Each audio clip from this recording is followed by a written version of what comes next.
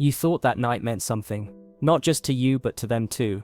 Because for you, intimacy has never been just a physical act. It's never been about bodies touching for the sake of pleasure alone. It's a language, a commitment, a moment that says I'm here with you and I'm not going anywhere. But what if they didn't speak that language? What if while you were tying every heartbeat, every breath, every touch to love, they were simply tying it to the moment? If you're listening to this right now, I want you to know something.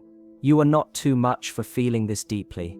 You are not wrong for thinking intimacy should mean love. You are not naive for believing that when two people share something so close, so vulnerable, it must also mean they're emotionally invested.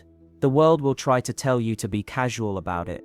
Friends might say it's just physical. Don't read too much into it. But deep down, you know you're wired differently. You don't do things halfway. And when you let someone into your space, into your arms, into the most sacred parts of you, it's because you've already let them into your heart.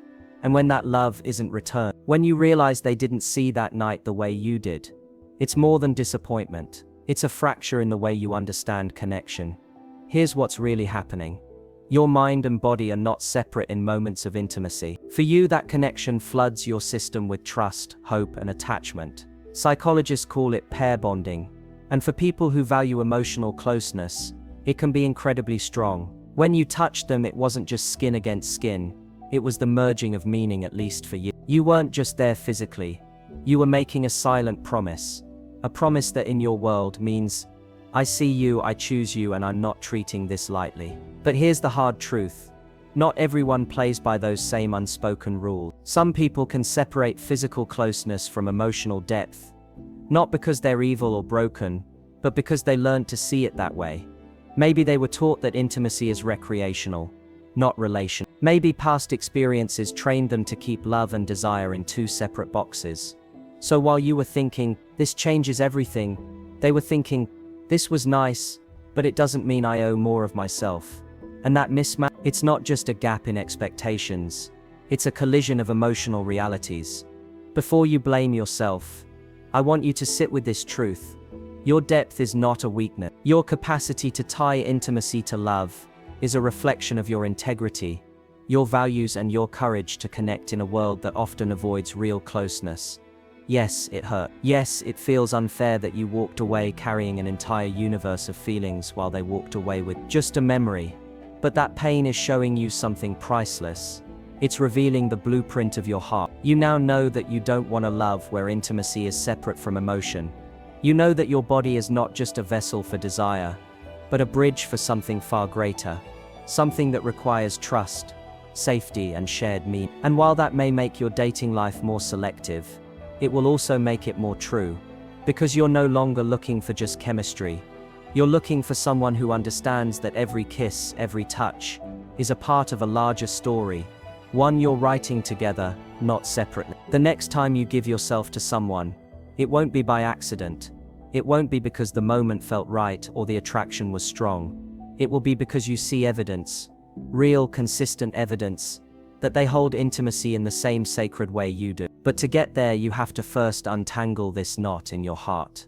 You have to understand why you tied intimacy to love, and why they didn't, and how that difference shaped the way you felt. It's a reflection of every moment, every belief, and every wound that shaped your relationship with closeness. Some of this wiring goes back further than you think, maybe even before your first relationship. When you were younger, you might have been taught, directly or indirectly, that love and closeness are inseparable. Maybe you saw it in your parents' relationship, where physical affection was always paired with emotional care. Or maybe it was the opposite. You grew up starved for warmth, and when you finally felt it from someone, it meant everything. This is why, for you, intimacy isn't just physical. It's layered with meaning. It's not only about what's happening in the present. It's about all the times in the past you craved safety, connection, and belonging. And when you finally get that feeling, it's like your whole being exhales. That's why it feels devastating. When you realize the other person wasn't on the same page.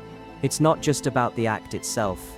It's about what the act represented to you and what it didn't represent to them. Here's the uncomfortable part. They weren't necessarily lying to you. They may never have promised, "This means I love you." They might have been fully honest in their mind.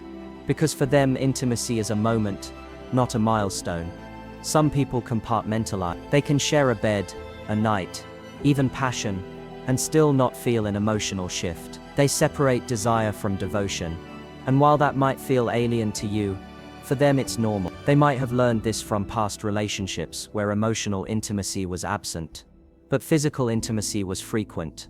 A culture of casual encounter where depth is optional, avoidance patterns, using physical closeness to avoid emotional vulnerability, or simply never being taught that intimacy carries a shared meaning. And here's the kicker. If you don't recognize this mismatch early, you can easily walk into situations where you're giving something sacred while they're only giving something temporary. But another part is a sense of betrayal, not necessarily because they lied, but because your expectations were silently built on a foundation they never agreed to. It's like you were writing the same story in your head, but in their book, the chapter you thought was the climax was just a paragraph. That gap between what you felt and what they felt can shake your sense of trust in yourself. You start asking, am I too quick to attack? Did I imagine our connection? Is there something wrong with me for wanting more? But listen to me, there is nothing wrong with you. Your depth is not the problem. The problem is when your depth is given to someone who doesn't value it the same way. Learning to protect your emotional meaning. One of the hardest lessons you'll learn in dating is this. Not everyone deserves access to your most vulnerable self. That doesn't mean you have to be closed off or suspicious. It means you have to become a better observer, to look beyond chemistry, charm, and attraction, and see whether their values align with yours. Ask yourself, how do they talk about past relationships? Do they value emotional connection? Or do they downplay it? Are they consistent in their care for you? Or does their attention only spike when they want something? When you're not being physical, do they still show up for you? These questions aren't about testing them, they're about protecting you. Because every time you tie intimacy to love, with someone who doesn't, it chips away at the trust you have in your own judgment. Right now it might feel like you lost something, but I promise you, you've actually gained something crucial. Clarity. You now have undeniable proof of the kind of connection you don't want. And sometimes knowing what you don't want is more powerful than knowing what you do. Because this experience, as painful as it is, will sharpen your awareness. You'll start recognizing red flags earlier. You'll feel the subtle difference between someone who's emotionally present with you and someone who's only physically present. And when you finally meet the person who matches your depth, the one who sees intimacy as love, not just as a moment, you'll know it instant. Here's the thing most people won't tell you. The hardest part isn't the moment you realize they didn't feel the same. It's the quiet days after. It's when you're left alone with your thoughts, replaying every glance, every touch, wondering how you could have read it so different. That's when the real wound begins to show itself, not just in your heart, but in your self-trust. The emotional aftershock.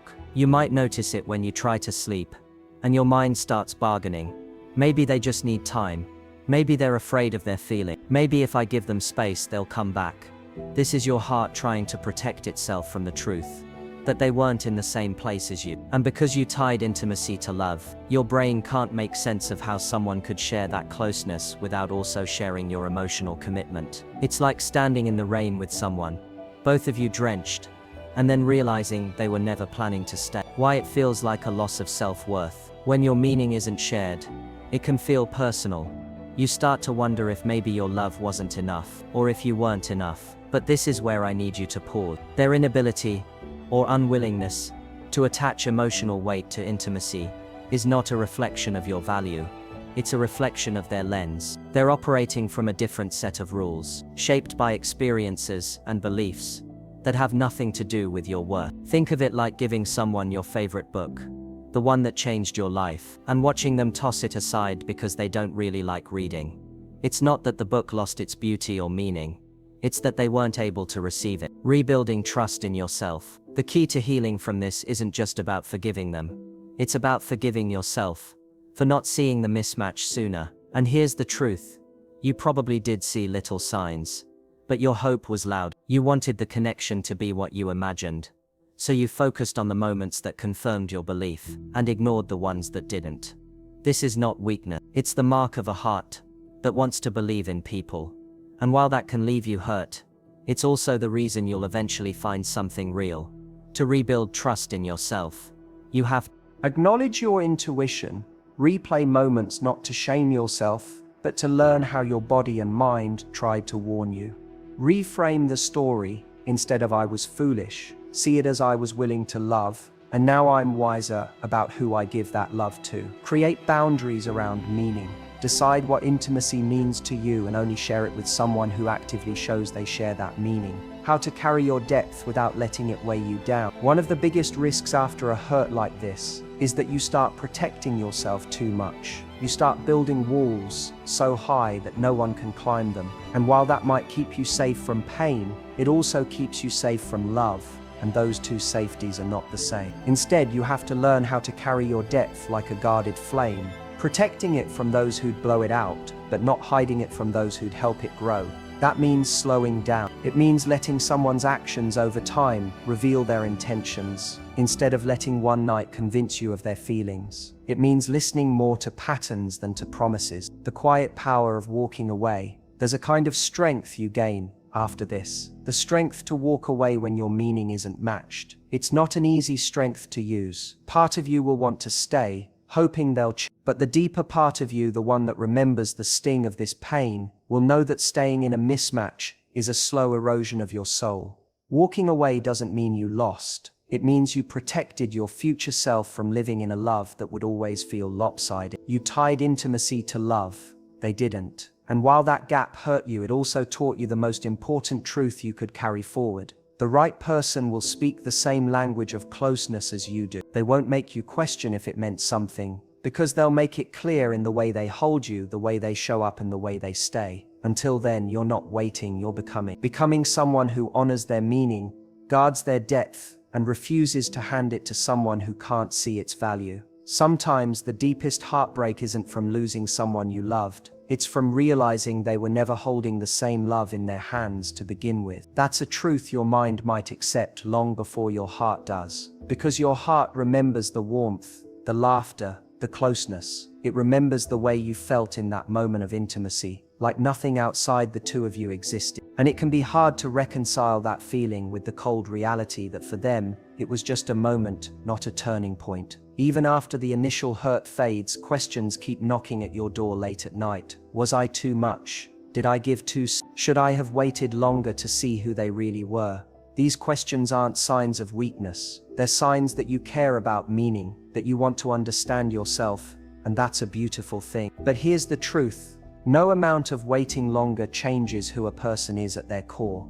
You could have waited months, and the outcome might have been the same, because their view of intimacy is fundamentally different from yours. Think of intimacy like a language. For you, every kiss, every touch, every night spent together is a sentence that says, "I choose you, I care for you, I'm building something with you." For them, those same moments might just be background noise, pleasant, enjoyable, but not carrying the same emotional weight. And that's the disconnect. It's not that your language is wrong, it's that you spoke it to someone who wasn't fluent. Why protecting your meaning matters. If there's one lesson this experience should leave you with, it's this. Your emotional meaning is sacred, and the way you give it should be earned. That doesn't mean you become guarded in a way that shuts love out. It means you create a standard, a clear personal boundary that says, "I will not give my body to someone who hasn't already proven they can hold my heart." Because when your meaning is shared with someone who truly matches it, intimacy becomes more than pleasure. It becomes safety. It becomes home. The trap of trying to change them. One of the most painful mistakes you can make after this kind of hurt is believing that, if you stay, you can teach them to value intimacy the way you do. You can't. Love doesn't work by force. It's not about convincing someone to hold your value. Either they see intimacy as love, or they don't. And if they don't, you will spend more time feeling unseen than cherished. Your love should never have to beg to be understood. Finding peace without their closure. They may never fully understand the way they hurt you, and they may never give you the apology or clarity you deserve. But healing is not about them seeing the truth. It's about you seeing it. It's about releasing the idea that your worth was diminished because they couldn't match your depth. You are not too much. You simply require a kind of love that not everyone can give.